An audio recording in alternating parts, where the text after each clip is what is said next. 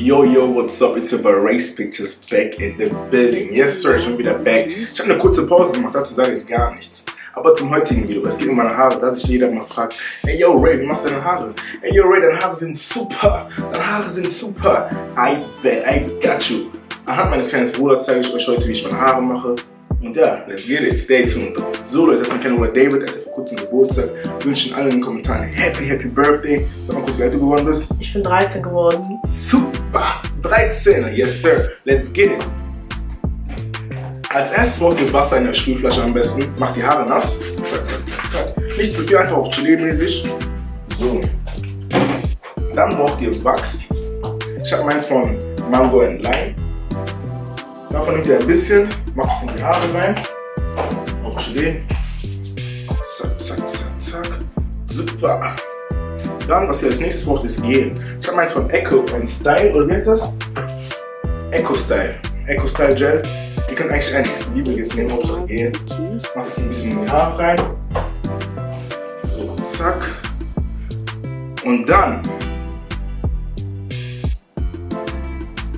einfach kurze Pause machen. Und dann braucht ihr einen Twist Sponge. In die Infobox packe ich rein, wo ihr die herbekommt. Und ja, dann dreht ihr einfach in einfachen Kreisen, also symmetrisch, nicht durcheinander. 2000 Jahre später. Und das Endresultat zeige ich euch sofort.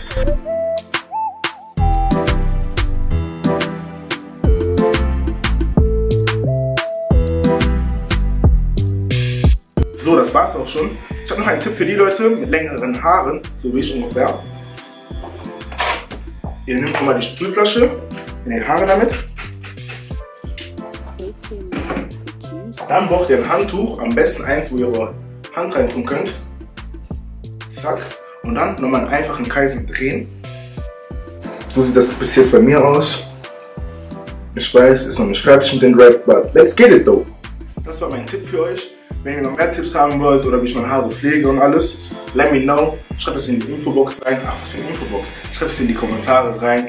Und ja, willst du noch was sagen? Like, subscribe, and let's get it. Bis zum nächsten Mal. Peace.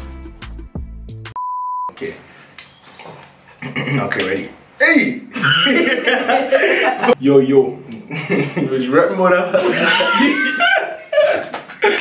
Why are you running? Hey, come back!